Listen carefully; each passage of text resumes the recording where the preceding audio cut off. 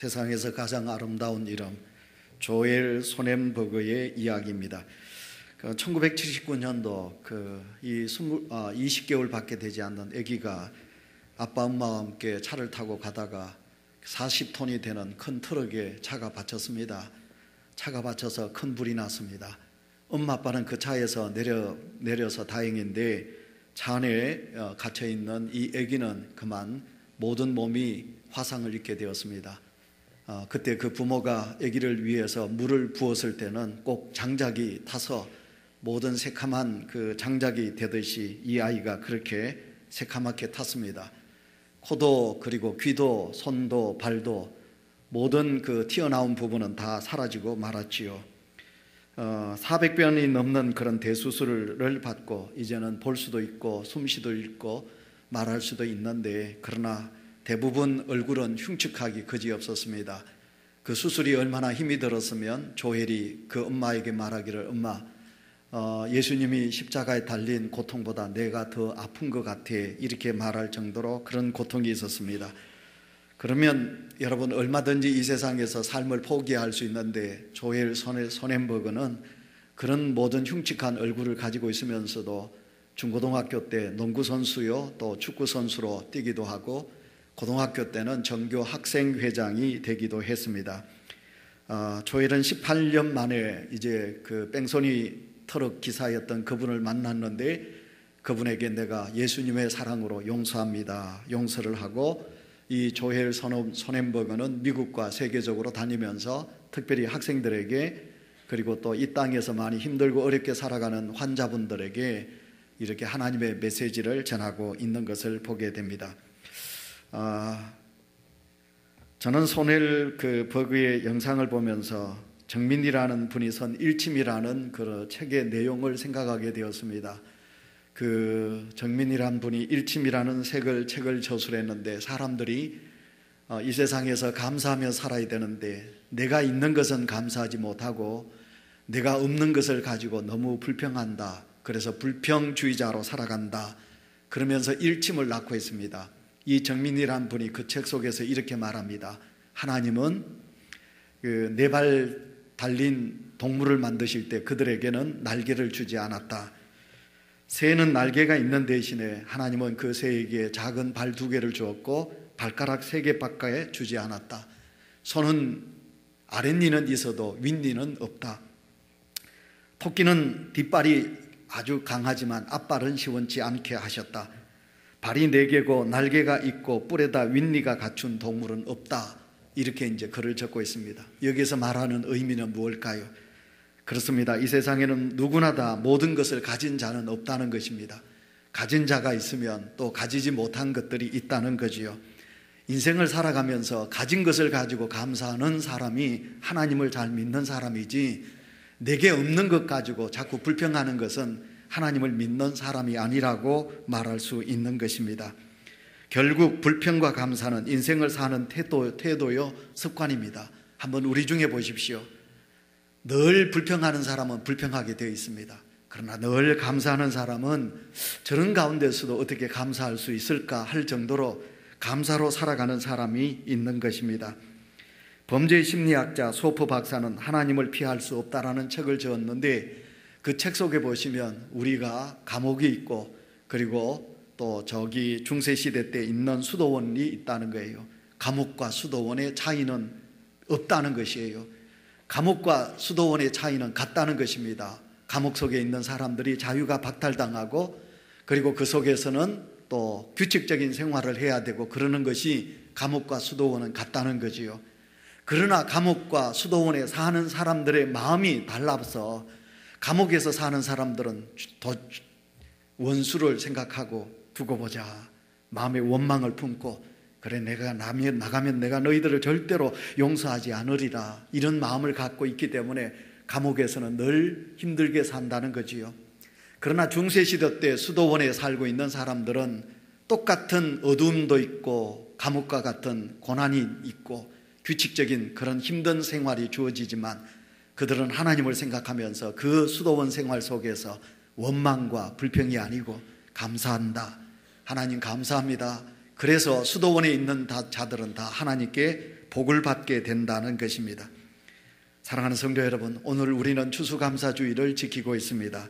1년 12달 우리는 365일 늘 감사하면서 살아야 될 하나님의 사람이 아니겠습니까? 감사해야 되는데 우리가 감사는 잊어버리고 만약 원망과 불평 속에 살았다면 이것은 우리가 참 하나님 앞에 큰 죄가 아니겠습니까?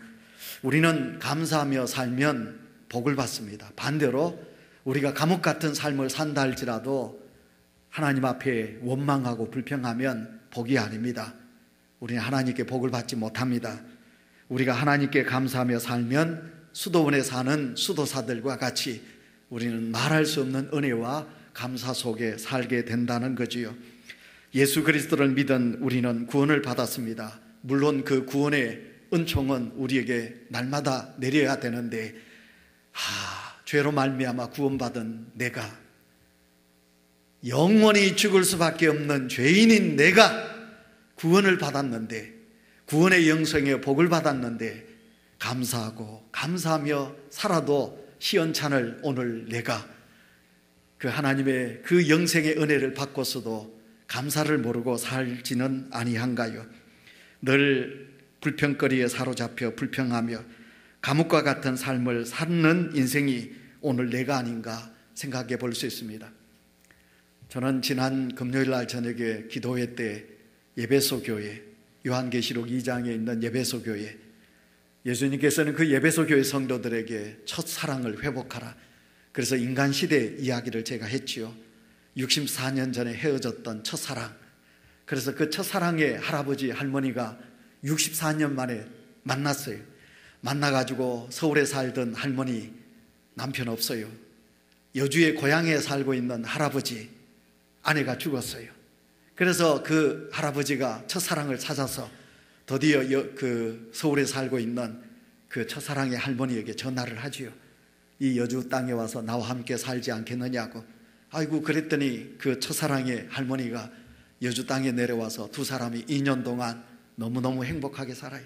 주변에 있는 많은 사람들이 어떻게 저렇게 사랑하며 저렇게 행복하게 살까 그랬는데, 놀랍게도 그 할머니가 고백이 서울에서 살 때는 잡병에 고생했는데 이 여주 땅에 와서 그 첫사랑의 남편 되는 새 사람이지, 그러니까 새 신랑하고 사니까 너무너무 사랑받고 너무너무 감사하고, 그래서 사니까 모든 잡병이 다 없어졌더라, 그런 고백이지요.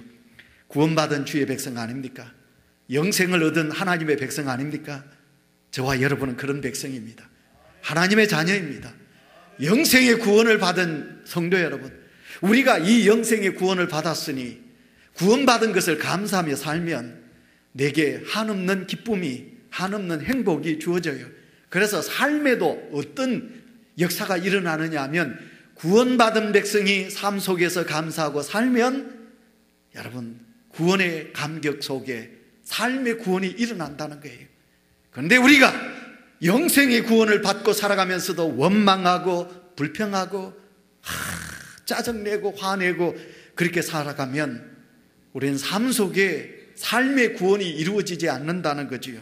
그러므로 오늘도 이 감사의 계절에 감사하는 사랑하는 성도 여러분, 여러분들이 지금 하나님 앞에 생각해 보시기 바랍니다. 내가 이 한 해를 살아오면서, 아니면 내가 이 평생을 살아오면서 얼마나 구원받은 것에 대하여 감사하고 살아왔던가. 저희 집은 가계부를 쓰지 않아요. 여러분 혹시 가계부를 쓰시나요? 여러분 가정의 주부들이 가계부를 쓰듯이 여러분 한번 감사의 리스트를 한번 적어보십시오. 체크리스트를. 그래서 여러분 하루 동안 내가 얼마나 감사를 몇 번 했는가, 이런 일에 내가 감사했는가, 이런 일에는 내가 불평했는가 한번 적어보세요. 그러면 여러분의 그 리스트 속에 감사가 많을까요? 불평이 많을까요? 하나님을 믿는 성도에겐 감사거리가 더 많아야 되지 않을까요? 성도 여러분, 오늘 우리는 감사주의를 맞이하고 있습니다. 조금 전에도 말씀드렸지만 우리는 365일 매일매일 우리는 감사를 잊지 않고 살아야 될 하나님의 아들이요 하나님의 딸입니다. 그렇다면 여러분, 오늘 이 감사주의를 맞으면서 여러분에게 더 감사가 넘쳐나시기를 축원합니다. 자, 오늘 본문 속으로 들어가 보시면 우리가 17절부터 25절까지를 읽으셨습니다. 여러분, 가장 주목되는 말씀 무엇이었나요? 오늘 설교 제목이지요. 기쁘게 받으심이 되도록. 기쁘게 받으심이 되도록. 몇 번 나오는지 압니까? 장장 5번 나옵니다. 19절 나옵니다. 20절 나옵니다. 21절 나옵니다. 23절 나옵니다. 25절에 5번이나 오늘 하나님께서는 이스라엘 백성들에게 기쁨이 되도록 하나님께서 우리의 모든 예배를 기쁨으로 받으시도록, 하나님께서 우리의 찬양을 기쁘시게 받으시도록, 우리가 구하는 기도가 하나님께 기쁨으로 구하는 기도가 되라고 말씀하고 있습니다. 오늘 우리는 이렇게 아름다운 예물을 하나님께 감사 예물을 드릴 것입니다. 우리가 드려지는 이 예물이 하나님이 기쁘시게 받으시는 예물이 되도록 하나님께 드리라고 말씀하고 있습니다. 우리는 오늘 이 여절을 생각하시면 창세기 4장을 돌아볼 수 있을 것입니다. 창세기 4장에 보시면 가인과 아벨이 한 해 동안 열심히 일을 하고 농사를 짓습니다. 가인은 우리가 알고 있는 그대로 농사를 지었고, 아벨은 열심히 일해서 무엇을 했습니까? 가축을 기르었습니다. 양을 키웠습니다. 1년이 다 지난 다음에 이들이 하나님의 은혜를 감사하면서 하나님 앞에 이제 농사 지은 것을 바치게 됩니다. 그런데 하나님은 가인에게 역사하지 않아요. 하나님은 가인이 드렸던 제물을 받지 않으세요. 하나님은 아벨의 제사를 받으시지요. 가인이 드린 것은 하나님이 받지 않으셔요. 우리가 하나님 앞에 똑같이 드려도 만약 우리가 드린 것이 아벨의 제물이 되지 않으시면 하나님은 이 예배를, 이 제물을 받지 않으신다는 거지요. 저는 이 말씀을 드릴 때마다 예배가 성공되지 않으면 내 믿음이 살아가지 못해요. 내 믿음이 성장하지 못해. 내가 하나님께 드리지는 예배가 하나님이 받으시는 예배가 되면 내 믿음이 자라고 감격의 신앙이 내 속에 역사하셨어요.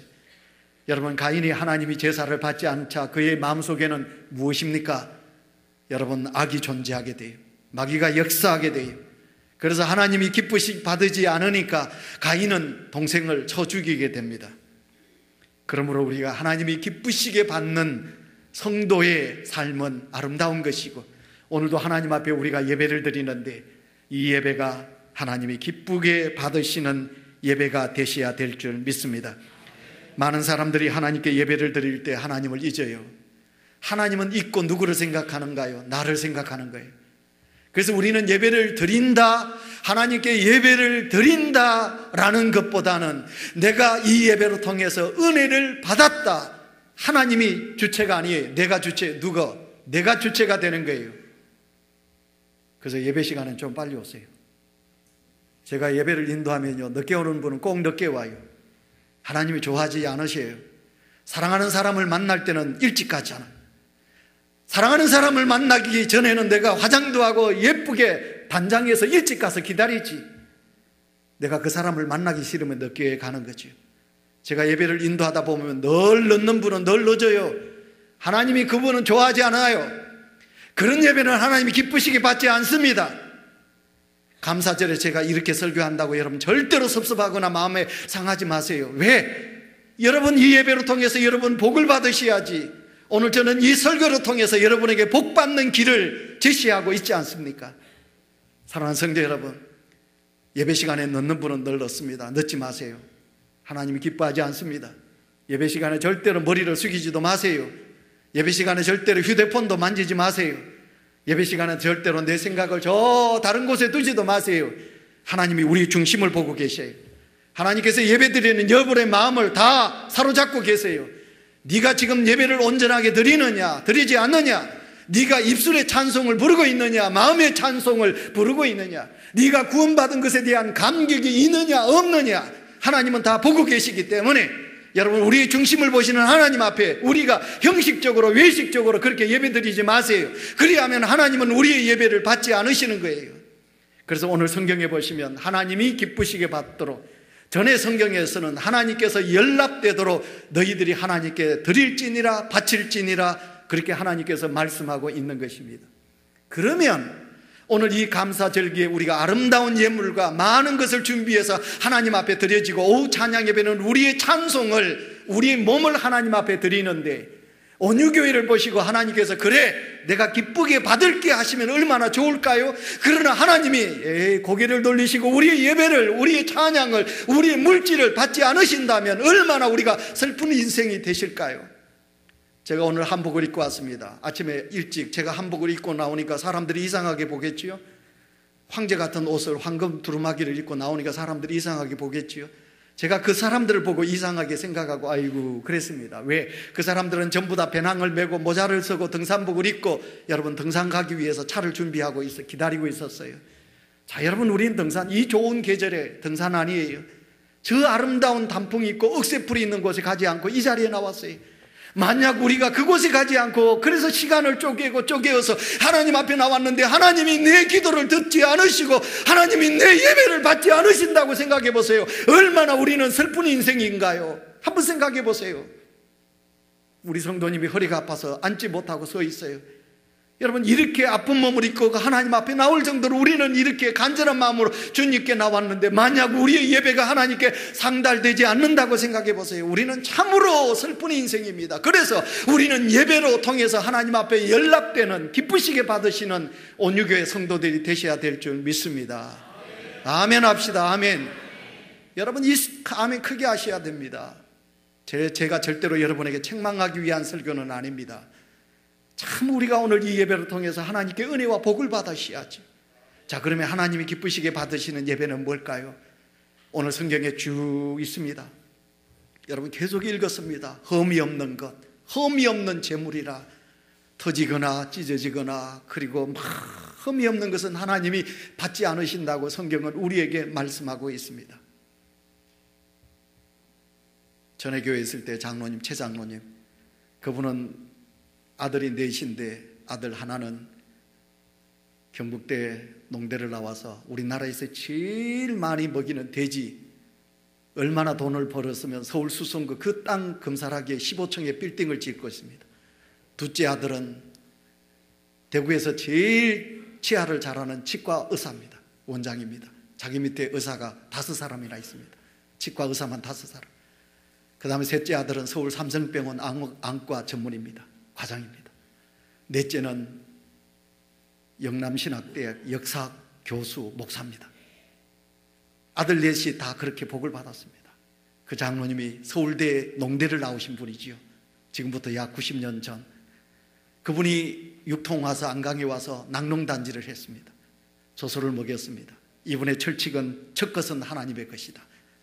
모든 첫 것은 하나님의 것이다. 그래서 이제 저소를 선교사들에게 물려받아서 첫 새끼를 낳았습니다. 아들이 보니까 아버지 저 새끼가 너무 좋습니다. 저 새끼는 이제 돈으로 하나님께 바치고 저 새끼를 우리 집에서 키우지요. 그러나 아버지는 안 된다고 그럽니다. 이건 하나님께 바쳐야 된다. 고지식할 정도로 그 새끼를 가슴에 품고 교회 와서 그 새끼를 하나님 앞에 드립니다. 그리고 교회에서 그 새끼를 팔아서 헌금으로 쓰지요. 우리가 생각하면 그 돈이 새끼가 50만 원이면 50만 원을 드리고 그 새끼를 자기 집에서 키우면 나중에 젖이 많이 나오고 품종이 좋으니까요. 같은 새끼지만 좋은 놈이 있잖아요. 할 수 있습니다. 그러나 그 장로님은 고지식할 정도로 하나님의 것이니까 하나님께 드려야 한다. 이것이 그 장로님이 가지고 있는 믿음의 원칙이었습니다. 성도 여러분, 믿음은 율법적인 믿음도 좋습니다. 여러분 보수적인 신앙이 하나님이 기뻐하십니다. 내 자유 내 마음대로 그래 이건 뭐 그래도 하나님은 좋으신 하나님이니까 괜찮지. 여러분 그런 믿음은 여러분 대충 믿는 믿음은 하나님이 좋아하지 않습니다. 하나님은 원칙적인 것을 좋아하십니다. 하나님은 철저하신 하나님이십니다. 그래서 우리의 믿음이 너무 대충 쉽게 그렇게 하지 마세요. 우리 하나님의 것은 절대로 우리가 그 하나님의 것을 도둑질하거나 하나님의 것을 어떻게 할 생각도 하지 마세요. 우리가 하나님께 서운하셨습니까? 하나님의 것은 절대로 하나님은 잊지 않으시는 하나님이시니까. 지난주 우리 박경희 집사님이 부흥회 때 하나님께 드렸던 약속했던 일부의 헌금을 드립니다. 제가 그 봉투를 가지고 하나님 우리 박 집사님 연약한데 하나님께서 우리 박 집사님에게 복을 주셔야 합니다. 제가 그렇게 간절히 기도했습니다. 하나님께 약속한 것을 절대로 여러분 도둑질하지 마세요. 그거 절대로 잊지 마세요. 하나님은 잊지 않고 언제 네가 내게 약속한 것, 서원한 것 언제 바칠래? 하나님은 기다리고 계시는 하나님이시니까요. 어느 선교사가 군도 작은 섬이 있는 태평양의 작은 섬에 선교사로 갔어요. 선교사로 가서 그곳에서 보는데 그곳에 있는 원주민들이 어느 날 장구를 치면서 북을 치면서 하는 거예요. 그래서 이 선교사가 가서 가만히 보니까 그 원주민들이 자기들의 신에게 제사를 지내는 거예요. 제사를 지내는데 돼지를 잡아요. 근데 돼지 몸뚱은 저쪽에 놔두고 꽁지를 거기다 제단에 올리는 거예요. 그래서 선교사가 나중에 제사 끝난 다음에 왜 몸은 저쪽에 드리고 놔두고 왜 꽁지만 바치느냐고. 돼지 꽁지 작잖아요. 그 돼지 꽁지를 그 제단에 바치는 거예요. 그랬더니 원주민이 이렇게 말합니다. 몸뚱아리는 우리가 먹고 꽁지는 우리 신에게 바칩니다. 여러분 우스운 이야기지요. 그러나 여러분 우리 중에는 그런 분이 있어요. 좋은 것은 내가 다 해요. 좋은 것은 내가 다 가져요. 제 친구가 주지로 있습니다. 근데 그 주지가 그럽니다. 자기들이 이 성전 안에 정말 좋은 과일도 있잖아요. 그 사람들이 우상 앞에 자기들 앞에 가져오는 재물을 보면 최고 좋은 것 가져온다는 거예요.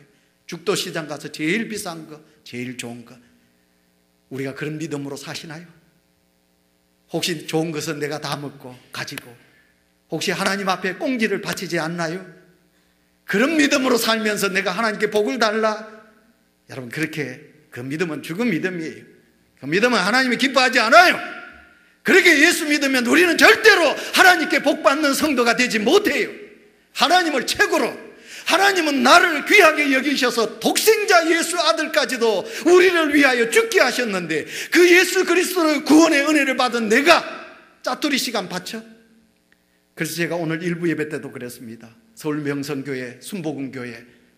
여러분 왜 하나님이 새벽기도에 복을 주실까요?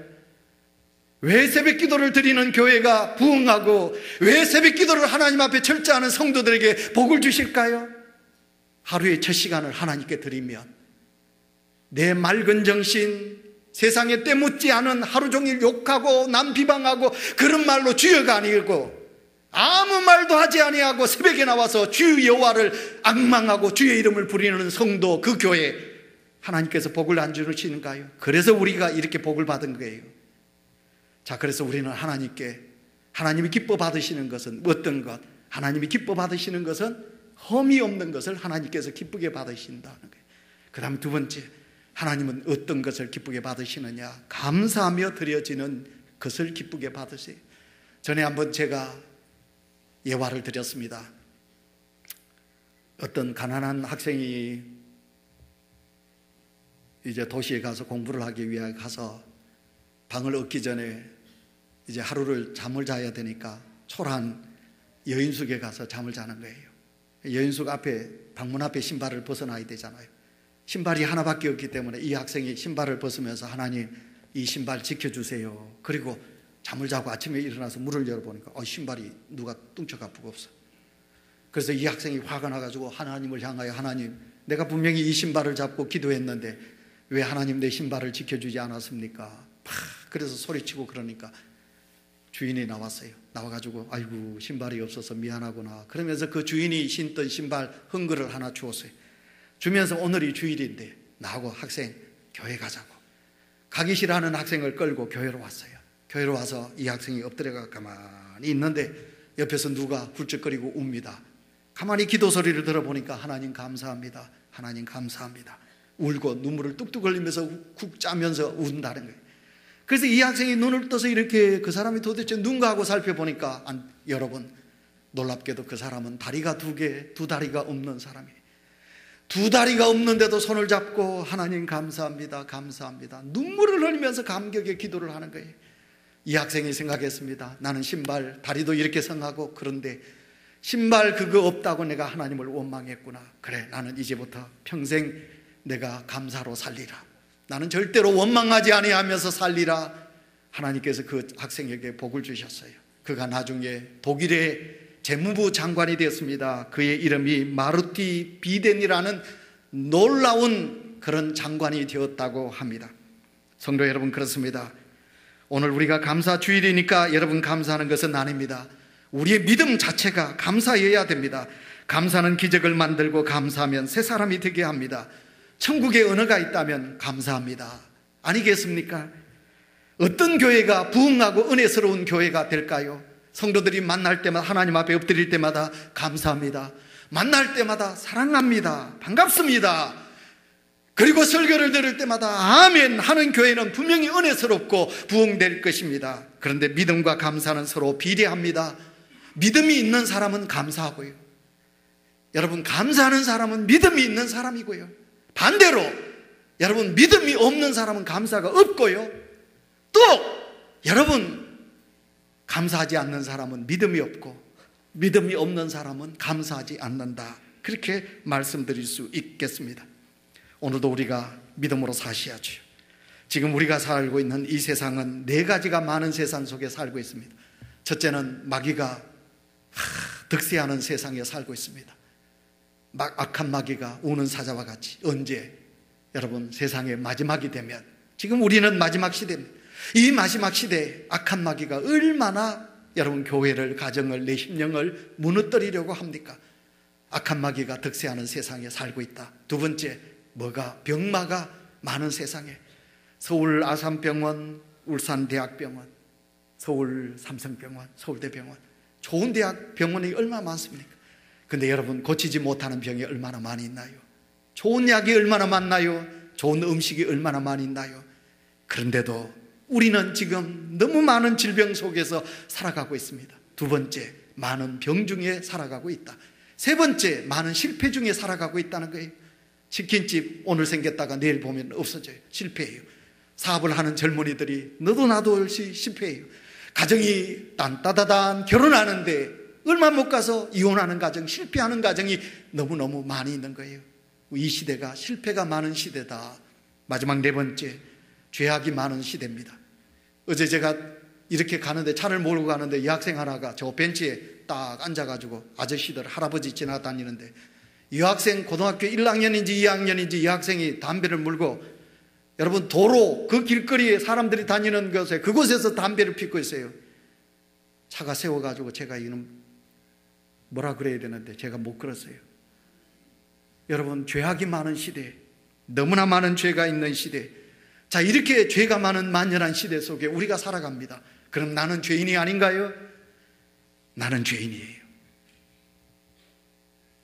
제가 오늘 늦게 왔는 분 뭘 한다고 여러분 혹시 마음에, 야, 이거 목사님 뭐 그러지 마세요. 저도 죄인입니다. 오늘 새벽에도 제가 기도할 때 제가 죄인입니다. 제가 죽을 죄를 지었기 때문에 죄인인가요? 아닙니다. 목사이기 때문에 저는 더 죄인입니다. 겸손한 마음으로 하나님 앞에 나는 죄인입니다. 이렇게 악한 시대 속에서 우리가 살아가는데 내가 죄인입니다. 어느 잣집사가 형제란 누구입니까? 라는 어떤 글을 적으라고 했더니 어떤 글이 우수상을 받았느냐 하면, 모든 사람이 내 곁을 떠날 때 내 곁으로 와준 사람이 나의 형제입니다. 그런 글이 최고상을 받았다고 합니다. 너도 나도 할 것 없이 자기만을 생각하고 이웃을 생각하지 않고 형제를 돌아보지 않는 참 각박한 세상에 우리가 살아가고 있습니다. 예수님께서 누가복음 10장에서 선한 사마리아 비유를 말씀하여 주셨습니다.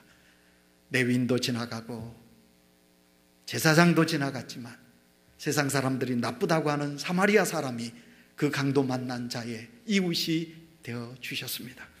오늘도 우리가 그런 사람으로 살아야 되지 않겠습니까? 강도 만난 자의 이웃 되는 그런 따뜻한 마음을 가지고 우리가 사셔야 되지 않겠습니까? 늘 감사하는, 하나님을 향하여, 사람들을 향하여 늘 감사하면 그와 같은 복을 우리에게 주시리라 믿습니다. 시간이 지나지요. 그러나 오늘 전부 100% 전심 먹고 가셔야 합니다. 왜냐하면 오늘 우리 권사님들이 특식을 준비해 놨거든요. 그래서 설교 좀 길어도 괜찮습니다. 이야기 하나만 딱 하고 제가 설교를 맺겠습니다. 어느 농촌교회, 읍소재지 교회, 진짜 있었던 이야기입니다. 그 교회가 오래됐습니다. 낡았습니다. 그래서 빗방울이 똑똑 떨어지는 거예요, 교회 본당에. 그래서 젊은 집사들이 너도 나도 할 것 없이 헌금을 작정하고 헌금을 해서 교회를 지으려고 합니다. 그런데 그 교회 부자 장로님이 있습니다. 근데 그 부자 장로님이 꼼짝을 하지 않는 것입니다. 그래서 집사님들이 함께 모여서 그 장로님 댁에 갔습니다.